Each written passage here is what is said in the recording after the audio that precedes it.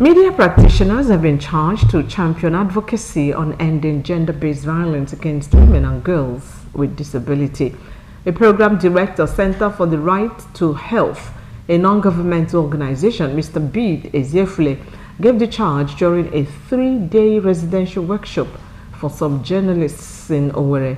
Stanley Okey has the details. Mr. Ezeofule said the Center for the Right to Health had in the last 1 year focused on building the capacities of women-led organizations and disability rights organizations, as well as community and religious leaders, to prevent gender-based violence against women and girls with disability in the state. In line with his project implementation, he noted that women with disability were more vulnerable than other vulnerable members of society and charged the media to always ensure favorable reportage of issues around gender-based violence and women with disability. We wanted the media also to be engaged in understanding the challenges, the problems, the prospects of women with disability, the challenges they face regarding gender-based violence and violence generally. And we wanted the media to appreciate it and then to begin to own it in a way that they can have favorable reportage of issues around gender-based violence and women with disability. Gentlemen of the press, like I said, I mentioned about my senior director here. I talked about her briefly. Now, we have seen the Cabinet Secretary of the Ministry of Women Affairs.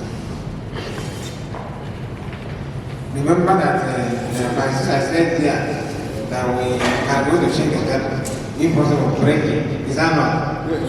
We are now seeing temple shakers. Normally, in this part of our world, many of us believe that somebody that is disabled will be on the street begging. Huh?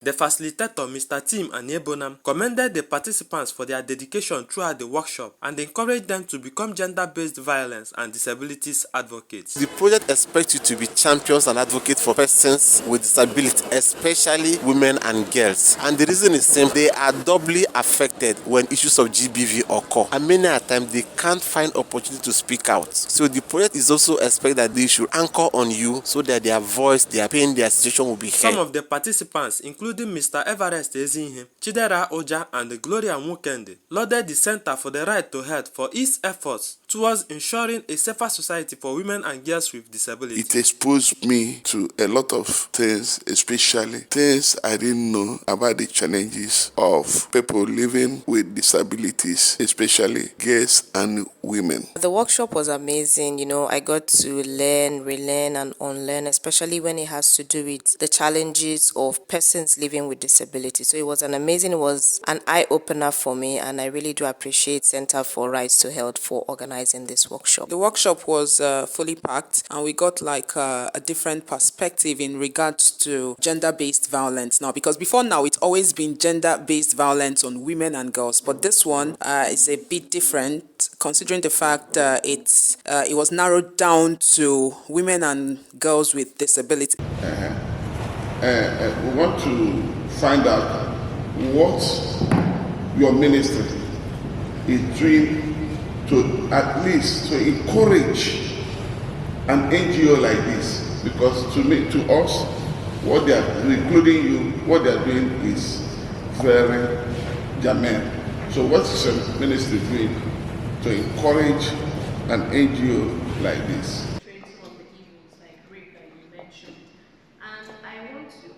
Some cases, I've been opportunity to work with some CSOs who fight for the rights of women that are abused. Some cases, you see, especially minors, you see the families of these minors coming to meet the abuser, asking for settlement. Let's collect money so you don't bring shame to our family. Let's just sweep this under the carpet. Shouldn't there be a kind of punishment for persons who do this, especially parents who try to suppress this? I know that there are victims and their guardians, maybe for fear of financial implications. They don't have it, and they will not want to come and report. How does he handle those who summon the college to report, but they don't have money to Let me add As a follow-up to that, you were able to tell us that once a rape case is medically handled, a report of it is handled, then judgment will be easy. The participants were exposed to media content research and techniques, issues, concerns and challenges in media reporting of disability, women and girls with disabilities, and gender-based violence issues in Imo State. In Owerri, Stanley Okehie.